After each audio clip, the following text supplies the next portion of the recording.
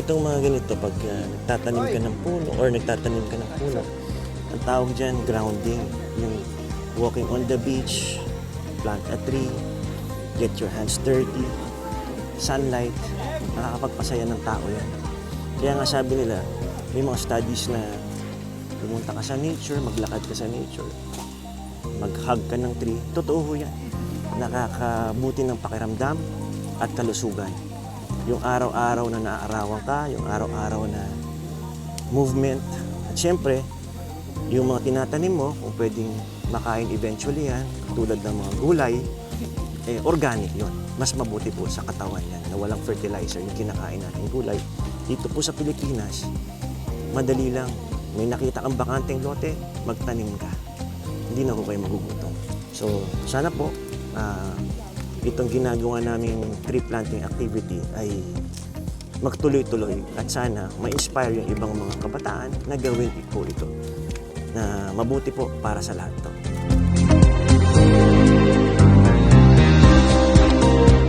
Ang ginagawa po namin, ipaalam o binibigyan halaga yung pagtatanim po ng puno, pinagtatanim po ng gulay at ng iba't ibang mga crops na pwede nating itanim. Unang-una po, ang pangangalaga po sa kalikasan ay pangangalaga sa buhay.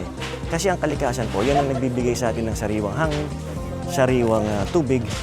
So by taking care of the environment, we are taking care of our lives as Filipinos. Almost 2 decades akong journalist. And one of the reasons of the flooding dito sa bansa ay yung walang habas na pagpuputol ng punong kahoy. We have to change people's mindset that as a nation, it's a must that we have to protect the environment. Because by protecting our environment, we are protecting our lives in a disaster risk area. Kaya kailangan marami rin tayong panangga para ma-mitigate yung epekto ng mga typhoons. At isa na nga po dito, yung mga puno. SJDM is a sustainable city. Nakikita naman natin, nagpo-progress ang San Jose del Monte. Now, nakikita natin, and we want na sana itong city na ito ay maging ehemplo ng sustainable development. Dapat, we have to build around nature.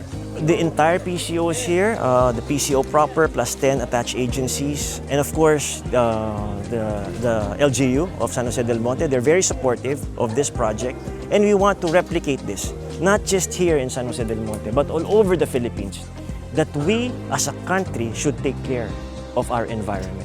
More than anything else, we have to protect our environment, because by protecting the environment, you are protecting people's lives. As a communications arm of the government, it is important that we take initiative as government employees, because if we don't take action now, we won't even have a future in the first place. So I think that's one of the most crucial roles of PCO in this tree planting and waste retrieval activity. To our fellow kababayans, alam ko po, gas-gas na pinag-aaralan natin from grade 1 to high school and college that we need to take care of our environment. But we actually need to be serious about this, because in just a few years, alam ko grabe na yung ocean waste natin, toxic, meron na tayong mga microplastics in our bodies. So we have to take action even in our smallest ways, like cutting off plastic, sachets, if we can. Ang tree planting po ay mahalaga sapagkat ang aming pong lungsod na San Jose del Monte ay isa sa pinakamalaking lungsod sa buong Bulacan at isa sa pinakamaunlad at progresibo. Dapat kasabay ng pag-unlad ay ang pag-aalaga po ng kalikasan. Ito po ang magandang job well done ng PCO. So kami din po ay isang layunin at mithiin.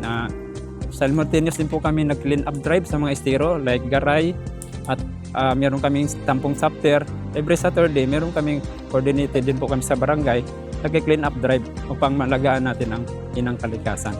Ito pong nasa 200 na mga puno na ito ay malaking bagay din po nito na makapag-contribute sa, actually kaunti lang po ito pero ito ay mensahe lamang po yan. Sana po sa susunod ay makapagtanim naman tayo ng mga native trees, yung mga katutubong puno, sapagkat ang mga puno na iyan, hindi lang po basta shade yan o hangin Kontra dengue din yan. Unang-una po mahahatak ng PCO yung atensyon ng ating mga partners sa private media na maiparating natin ang mensahe ng Marcos administration tungkol dito sa environmental protection.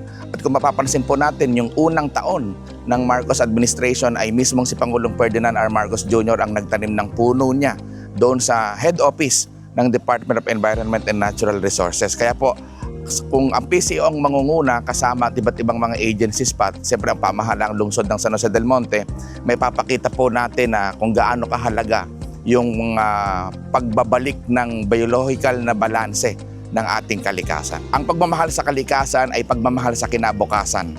Sapagkat pagka hindi po natin minahal ang kalikasan, ay para din nating hindi binigyan ng magandang kinabukasan ng ating mga anak, ang susunod na henerasyon ng mga Pilipino at siyempre, ang katiyakan ng isang bagong Pilipinas.